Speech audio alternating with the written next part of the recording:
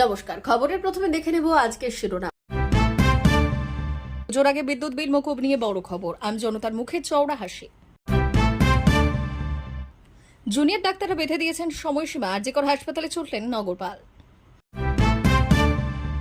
দূরত্ব ভুলে ফের স্বমহিমায় মমতা অভিষেক জোটে তৃণমূলে শুরু নতুন অধ্যায়।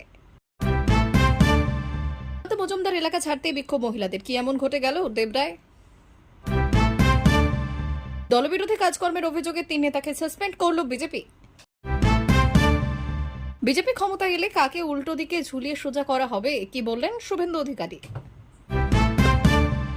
বারবার দেখে নিলেন নম্বর আছে কিনা, এবার গোপন বৈঠক চান অনুব্রত মণ্ডল, কার সঙ্গে তুঙ্গে জল্পনা। বসছেন সিপিএম এর সাধারণ সম্পাদকের পদে, জানা গেল অবশেষে। আসছি বিস্তারিত খবরে। দুর্গাপুজোর সময় চারিদিকে আলোকসজ্জায় মেতে ওঠে, আর এই জন্য বিদ্যুতের বিল অনেকটাই বেশি আসে অনেকের। আর এই জন্য খাবার এবং গ্যাসের দাম থেকে শুরু করে পুজোর পরের মাসে ইলেকট্রিক বিলের জন্য অনেকটাই খরচ হয় অনেকের। কিন্তু এবার এই কারেন্টের বিলে ছাড় দেওয়া হবে বলে জানালো পশ্চিমবঙ্গ সরকার। এই প্রকল্পের আওতায় থাকা উপভোক্তারা 3 মাসে 75 ইউনিট ইলেকট্রিক বিল বিনামূল্যে পেয়ে যাবেন। এই 75 ইউনিট বিদ্যুতের খরচ প্রায় 300 টাকা। হিসেব করে দেখতে গেলে দেখা যাবে 51 থেকে 100 ইউনিট স্ল্যাবে 2.5 টাকা প্রতি ইউনিট, হিসেবে 187 টাকা 50 পয়সা পর্যন্ত ছাড় মিলতে পারে বিদ্যুতের বিলে। তবে এই ছাড় সবার জন্য নয়, নির্দিষ্ট শ্রেণীর মানুষটাই এই ছাড় পাবেন। এই হাসির আলো প্রকল্পের সুবিধে রাজ্যের সব বাসিন্দারা পাবেন না। যেসব ব্যক্তিরা অন্তর্দায় অন্ন যোজনা বা বিপিএল ক্যাটাগরির রেশন কার্ড রয়েছে, শুধু তারাই এই সুবিধা পেতে পারবেন।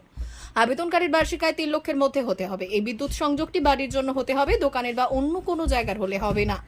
এই প্রকল্পে নিজের নাম নথিভুক্ত করার জন্য বিদ্যুৎ দপ্তরের অফিসে গিয়ে যোগাযোগ করতে হবে, আর তা না হলে দুয়ারে সরকার ক্যাম্পে যোগাযোগ করতে পারেন। সেখানে উপস্থিত থাকা বিদ্যুৎ দপ্তরের আধিকারিকদের কাছে আবেদনপত্র নিয়ে তা ঠিকমতো পূরণ করে জমা দিতে হবে। বিপিএল রেশন কার্ড, আধার কার্ড আর আয়ের শংসাপত্র। কিন্তু এখনই সঙ্গে সঙ্গে এই স্কিমের মাধ্যমে আপনারা ছাড় পাবেন না। এই কারণের জন্য পুজোর মরশুম শেষ হওয়ার পর দুয়ারে সরকার আয়োজিত হতে চলেছে বলে মনে করা হচ্ছে। আর এই কারণের জন্য আপনারা ক্যাম্প শুরু হলে পরে ওপরে উল্লেখিত সকল শর্ত পূরণ করার মাধ্যমে নিজেদের কাজটি সম্পন্ন করে নিতে পারবেন। আরজিকর হাসপাতালে রবিবার পুরো নিরাপত্তা ব্যবস্থা খতিয়ে দেখতে আসলেন লালবাজারের নবনিযুক্ত পুলিশ কমিশনার মনোজ ভার্মা। চারিদিকে তিনি সরেজমিনে খতিয়ে দেখলেন। তিনি আরজিকর হাসপাতালের একাধিক বিল্ডিংয়ে ঘুরে দেখলেন, তারপর সিআইএসএফ জওয়ানদের সঙ্গে কথা বললেন। একই সঙ্গে হাসপাতালের নিরাপত্তার বিষয়টি সুনিশ্চিত করার জন্য পরিকল্পনা করতে দেখা গেল। এদিকে নিরাপত্তা নিয়ে এখনও সোচ্চার হয়ে আছেন জুনিয়র ডাক্তাররা। সেখানে মাত্র 10 দিনের ব্যবধানে আবার আরজিকর হাসপাতালে গেলেন কলকাতার পুলিশ কমিশনার মনোজ ভার্মা। মমতা বন্দ্যোপাধ্যায় ও অভিষেক বন্দ্যোপাধ্যায়, একজন তৃণমূল কংগ্রেসের সুপ্রিমো, অন্যজন সেকেন্ড ইন কমান্ড, দুজনকে সামনে রেখে আগামী দিনে এগিয়ে যেতে চায় রাজ্য শাসক দল। দলের অন্যান্য নেতা থেকে কর্মী প্রত্যেকেই তাই চান। মমতা এবং অভিষেক, এটা তৃণমূল কংগ্রেসের একটা আবেগ। আলাদা আলাদা করে অনেকেই ভাবতে পারেন না। আগামী 2 বছর পর বিধানসভা নির্বাচন, লোকসভা নির্বাচনে ব্যাপক সাফল্যের পর শুদ্ধিকরণ অভিযানের পথে হাঁটতে চেয়েছিল তৃণমূল। কিন্তু তার মধ্যে আরজিকর হাসপাতালে ধর্ষণ ও খুনের মতো মারাত্মক অপরাধ ঘটে যায়। এই ঘটনায় প্রথম থেকেই ব্যাকফুটে রাজ্য সরকার। অভিষেক বেশ কয়েকবার মুখ খুললেও বেশিরভাগ সময়ই নীরব থেকেছেন। আগামী নির্বাচনের আগে সংগঠনের রদবদল প্রয়োজন। সেই প্রক্রিয়া কিভাবে, কখন শুরু হবে তা নিয়েও সুব্রতর সঙ্গে আলোচনা রয়েছে অভিষেকের। অভিষেক চান যে কোনো শাখায় খামতি ধরা পড়লে তা দ্রুততার সঙ্গে সমাধান করার পাশাপাশি ভুল ত্রুটি হলে কঠোর পদক্ষেপ গ্রহণ করা। একই সঙ্গে সংগঠনকে আরও মজবুত করতে চান তৃণমূল সাংসদ। অভিষেকের সমস্ত সিদ্ধান্তকে মান্যতা দিয়েছেন বক্সি। তিনি বলেছেন, মমতা বন্দ্যোপাধ্যায়ের সঙ্গেও আলাদা করে বিষয়টি এবং বিষয়গুলি নিয়ে বলা হবে। উদ্দেশ্য একটাই, দলকে এগিয়ে নিয়ে। বন্যা কবলিত এলাকায় বিজেপির রাজ্য সভাপতি সুকান্ত মজুমদার ত্রাণ বিতরণ করে বেরিয়ে যাওয়ার পর ক্ষোভ উগরে দিলেন স্থানীয় মহিলারা।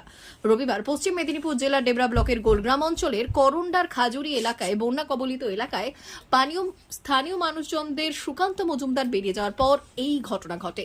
অপরদিকে এই ঘটনায় বিজেপির ঘাটাল সাংগঠনিক জেলার সভাপতি তন্ময় দাস বললেন, এলাকায় যেভাবে ক্ষতি হয়েছে তা বিজেপির একার পক্ষে পূরণ করা সম্ভব নয়। আমরা মানুষের পাশে আছি। এলাকাবাসী বুঝতে পারেনি ওটা কার গাড়ি, বিজেপি না তৃণমূল। তৃণমূলের কোনো নেতা মন্ত্রীর গাড়ি সেভাবে এবং সেইভাবেই ক্ষোভ দেখিয়েছেন স্থানীয় বাসিন্দারা। এদিকে পাঁশকুড়ার রাতুলিয়াতেও বন্যা দুর্গতদের হাতে শুকনো খাবার ও জল তুলে দিলেন বিজেপির রাজ্য সভাপতি সুকান্ত মজুমদার। এরপর মেছোগ্রাম প্রধানমন্ত্রীর মন কি বাত অনুষ্ঠানে যোগ দিলেন তিনি। কর্মী সমর্থকদের সঙ্গে বসে মন কি বাত অনুষ্ঠানে যোগ দিলেন তিনি। এরপর পাঁশকুড়া থেকে হুগলির পুরসুরার উদ্দেশ্যে বেরিয়ে যান সুকান্ত মজুমদার।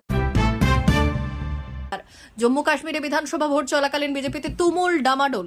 দলবিরোধী কার্যকলাপের অভিযোগে তৃতীয় দফার বিধানসভা ভোটে 3 জন নেতাকে সাসপেন্ড করল বিজেপি। সাসপেন্ডেড নেতারা হলেন অমিত শর্মা এবং উধমপুরের জেলা সহ সভাপতি সরনৌ সিং রাঠৌর। প্রধানমন্ত্রী বললেন, শত্রুরা জানে যে তারা যদি আমাদের দেশের ক্ষতি করে তাহলে মোদী তাদের দেশের ওপর কড়া আঘাত আনবে। সার্জিক্যাল স্ট্রাইক ইস্যুকে এই দিনের সভা থেকে কংগ্রেসেও এক হাত দিলেন প্রধানমন্ত্রী। মোদী বললেন, দেশের প্রতিরক্ষা বাহিনীর কাছ থেকে সার্জিক্যাল স্ট্রাইকের প্রমাণ চাওয়ার জন্য মানুষ কংগ্রেসকে কখনোই ক্ষমা করতে পারেন না। জম্মু, সাম্বা, কাঠুয়া ও উধমপুর জেলায় যে 24 জন বিজেপি প্রার্থী তৃতীয় দফার ভোটে লড়েছেন তারা সকলেই মঞ্চে উপস্থিত ছিলেন। সভা শুরুর আগে প্রধানমন্ত্রী উপস্থিত জনতার কাছে বিজেপি প্রার্থীদের জেতানোর আবেদন জানান।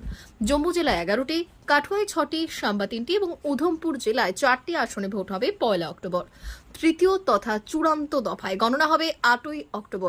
আসন পুনর্বিন্যাসের পর জম্মু কাশ্মীরে 90টি বিধানসভা আসন রয়েছে। কাশ্মীর ডিভিশনে 47টি এবং জম্মু ডিভিশনে 43টি আসন রয়েছে। এর মধ্যে 9টি এসটি এবং 7টি এসসিদের জন্য সংরক্ষিত। বিজেপি ক্ষমতায় এলে কাকে উল্টো করে ঝুলানো হবে, কাকে এভাবে সোজা করা হবে, বিতর্কিত মন্তব্য করলেন শুভেন্দু অধিকারী। মমতা বন্দ্যোপাধ্যায় সম্পর্কে ফের কটাক্ষ করলেন রাজ্যের বিরোধী দলনেতা।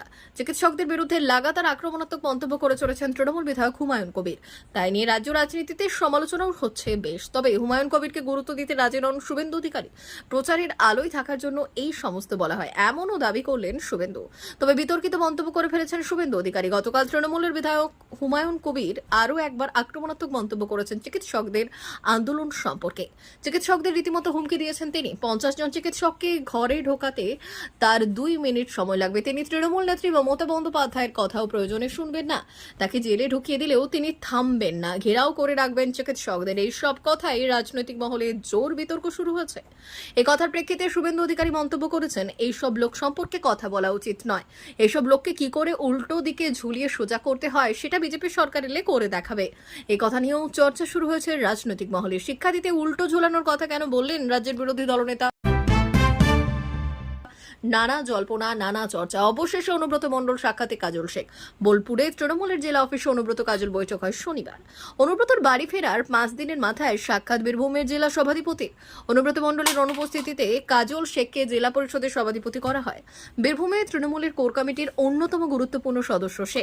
নানুর ও সন্নিহিত এলাকার খোঁজ নেন অনুব্রত। তবে সেখানে আরও বেশ কয়েকজন নানুরের নেতা হাজির থাকায় আর কথা এগোয়নি উভয়ই। কলকাতা থেকে ফিরেই তাই কাজলের সঙ্গে আলাদা করে কথা বলবেন বলে জানিয়েছেন অনুব্রত। গত বুধবার পার্টি অফিসে বক্তব্য রাখতে গিয়ে রীতিমতো হুঙ্কার দিতে শোনা যায় কাজল শেখকে।